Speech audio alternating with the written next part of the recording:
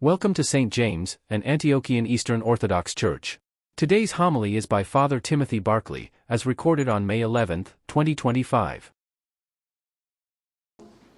Wisdom, stand aright, let us hear the Holy Gospel. Peace be to all.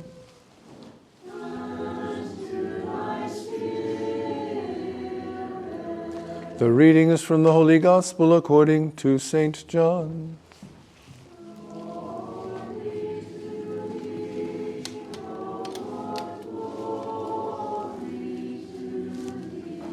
Let us attend.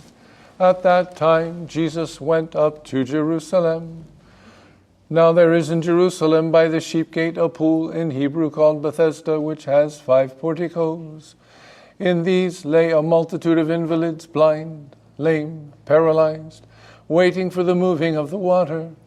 For an angel of the Lord went down at certain seasons into the pool and troubled the water. Whoever stepped in first after the troubling of the water was healed of whatever disease he had. One man was there who had been ill for 38 years. When Jesus saw him and knew that he had been lying there a long time, he said to him, "Do you want to be healed?" The sick man answered him, "Sir, I have no man to put me into the pool when the water is troubled.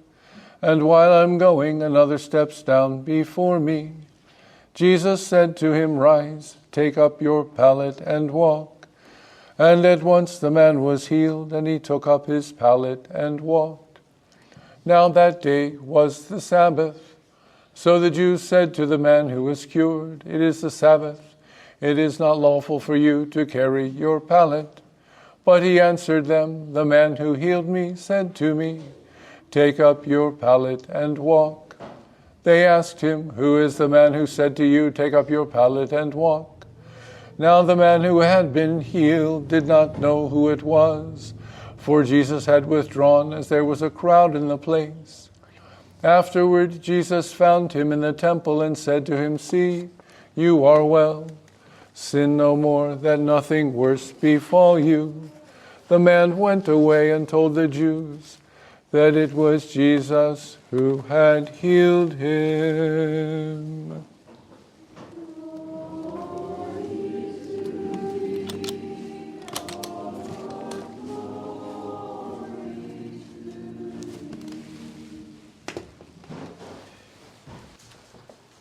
In the name of the one true God, Father, Son, and Holy Spirit. Amen. My brothers and sisters, Christ is risen. Pray for me, my brothers and sisters. In John's Gospel, there are 7 signs that Christ gives during his ministry, showing his divine power and his care for mankind. This is the third of those signs. The first was the changing of water into wine at the wedding in Cana of Galilee. The second was the healing of the nobleman's son shortly after his conversation with Nicodemus, sharing God's love for the world. A nobleman came to him and said, "Please heal my son, he's dying." Jesus said, "You people won't believe unless you see a sign." And the man said, "Heal my son or he'll be dead before we have this conversation." And Jesus healed his son at a distance. It's one of the first of Jesus' wonders performed where he healed without getting anywhere near the person that he was healing. This was the third of those wonders. The fourth is the feeding of the 5,000 with 5 loaves of bread and 2 fish. Somebody tried to make that make sense once and said, well, the bread loaves were very big back then. Those would have to be some tremendous bread loaves. But there we remember that Christ fulfilled the Passover by giving himself as the Passover. That is the occasion for his teaching on the Eucharist in the Evangel of John, the Gospel according to John. where he says scandalous things like, unless you eat the flesh of the Son of Man and drink his blood, you have no life in you. And many of the disciples heard that and left. Now you'd think, if he's doing things out of love for mankind, that if he didn't really mean that, if that was just something kind of hyperbole or symbolic, or he didn't really mean for people to understand it to be literal, then he would have said, wait guys, come back. That's just a symbol. That's not the reality. The reality is some other thing. No, he said, this is the reality. Unless you eat the flesh of the Son of Man and drink his blood, you have no life in you. Now, I'm not going to speak in judgment about anyone else on the planet and talk about what they do in their church and believe in their head and all that. But we do know what Jesus said. So we just do what Jesus says. The fifth was the walking on the water. Across the sea after the feeding of the 5,000.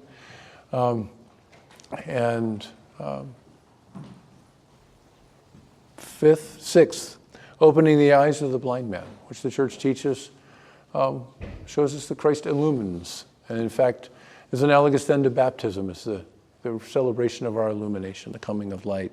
And the final is the raising of Lazarus, the precursor to the resurrection of all the righteous, all those who have received the grace of God in baptism, who have received his body and blood, and who have life in themselves as he had life in himself. So he gave us, by receiving his body and blood, to have life in ourselves, his life in our life. Today's wonder, sign, is the word that St. John uses repeatedly, shows us many things. One of the things it shows us, if we hearken back to the first of his signs, it says that this is the first sign, the feeding or the changing of water to wine at Cana of Galilee, that it says that he might show forth his glory. Jesus did these signs to show forth his glory. So here, as he's healing the paralytic, yes, he's compassionate on a man who's been laying there for 38 years, basically an entire lifespan in those days. He had been paralyzed. He had never been a person who got up and walked around and did things and had a job and all that stuff. He just lay there all of his life. And it says when Jesus knew that he had laid there for that long, doesn't say whether somebody told him or he just knew, like he knew that Nathanael was an Israelite without guile and was standing under the fig tree before Andrew came to him. Or whether it was something he was told, we don't know. But we do know that it was when Jesus saw that he had been laying there for that long, that he said to him, "Do you want to be healed?" That Jesus might be glorified. And Jesus, in healing the man on the Sabbath, showed not just his ability to heal human ailments, but his lordship over the law. Because while there was nothing in the law that said, "Thou shalt not carry thy bed," there is a passage in Jeremiah that seems to hint that maybe carrying loads on the Sabbath was not a good thing. But the Jews had kind of added to the law, built fences around the proscriptions and prescriptions of the law. It was kind of, the analogy was that if there was a well that was at ground level, you'd build a fence around it so nobody fell in the well. If there was a cliff, you'd put a fence before the cliff so nobody fell over the cliff. And even the law said, if you have a flat roof, you have to build a wall around your roof so nobody falls off the roof. And the rabbi said, okay, well, if the prescription is against working on the Sabbath, we're going to build fences around that so nobody accidentally falls in. So the intent was not bad. The intent was to help people understand how to fulfill that which God had given them as a way to know and experience and live out his character. But they had made these into laws in and of themselves. And Jesus, you know, from your reading of the gospel, was constantly pushing back against the laws that they had made in addition to God's law, that had then become laws independent of God, and just the rabbinical, the Pharisaic interpretations of the law. And seeking to bring people back to an understanding of the true character of God, which, for example, allowed for healing on the Sabbath. And if the Lord of the Sabbath told you to pick up your bed on the Sabbath and walk, then you picked up your bed on the Sabbath and walked. Because you don't obey the law and disregard what the lawgiver says. And if the lawgiver says, it's the Sabbath day, now pick up your bed and walk, it must be okay, because he told me to do that. It's kind of like priests on the day of the Lord when we're not supposed to do work. Work really, really hard. Because the Lord who said, rest, said to the priest, work. So the priest works. We do what we're called to do. We need to know the one who gives the law so that we can hear his voice. Because otherwise, and this is the thing that Jesus objected to, the law becomes not a source of life, but a source of death. The law becomes not a letter that gives life by teaching us the character of the lawgiver, but a source of bondage that leads to imprisonment and death. So we're called to know the Lord, who is the Lord of life, the Lord of liberty, the Lord of freedom, who gives us himself. Because ultimately, when Jesus said to the man, go and sin no more unless something worse happened to you, I don't think Jesus was saying there's something worse than lifetime paralysis that might fall upon the man. He might get some excruciating, painful disease or something. It's not what Jesus was talking about. Jesus was saying that if we live a life of sin, it really doesn't matter what our external physical state is. Conversely, if we live a life of communion with God, which is the purpose for which Jesus came, was to restore our communion with the Holy Trinity and to enable us to live the Trinitarian life that we're called to live. If we live that life, our external circumstances are still there. And they might be very uncomfortable, painful, humiliating, disgusting, unenjoyable, limiting, and all that stuff. But Jesus is very clear. With only one hand or only one eye or only one foot, you can still enter the kingdom of heaven. But if you live a life of sin, it doesn't matter whether you have 2 hands, 2 feet, and 2 eyes, you're going to suffer in the hereafter, because the all-consuming fire that is the love of God will be perceived by those who walk in a life of sin as caustic heat. It's burning. We call that hell. But if we live according to the character of God and seek communion with him in this life,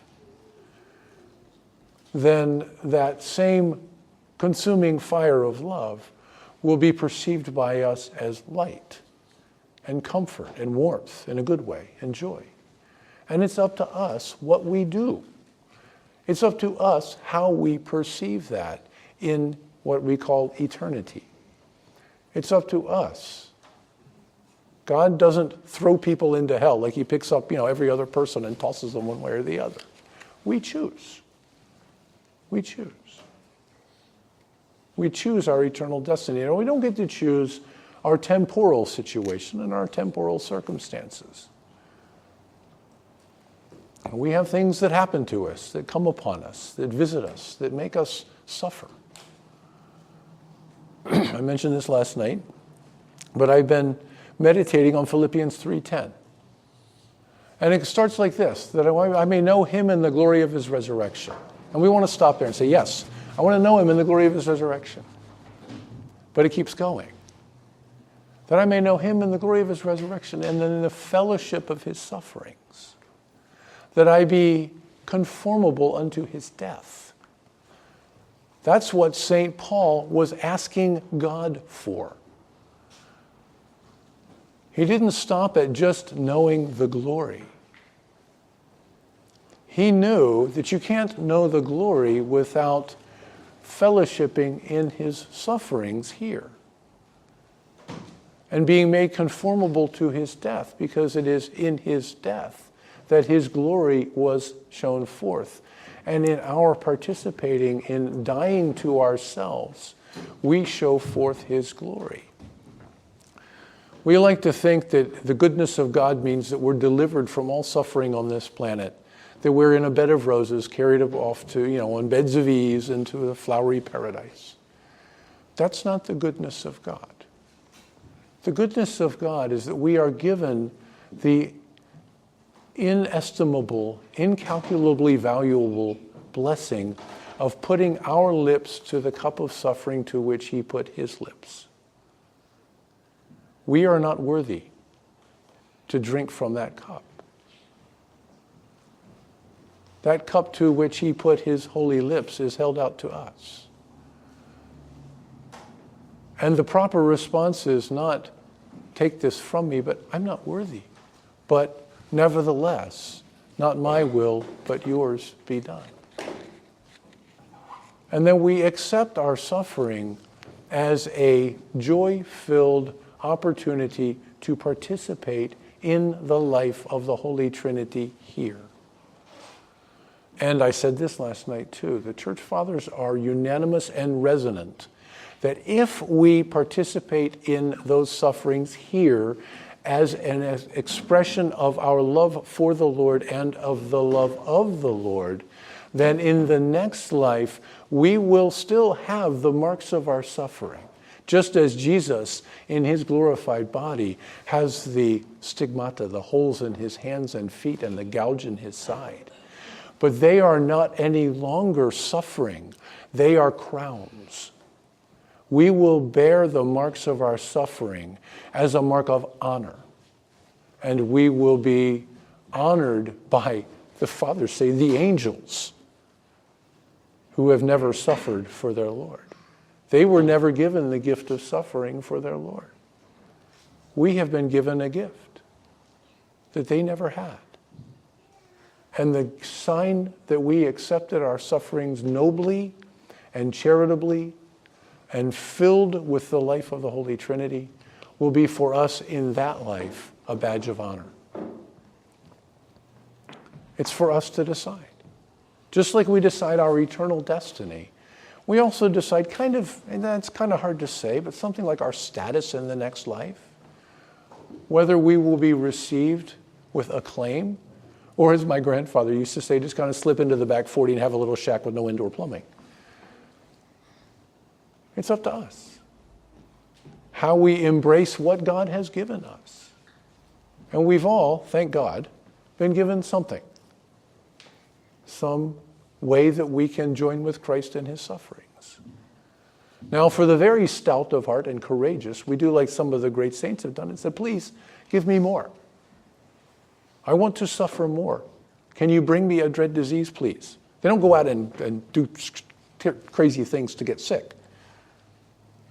But they ask God, would you enable me somehow more to suffer? Because I want to be more like the one I love. I want to be more like him. Most of us say, thank you for this, I guess. Make myself say thank you.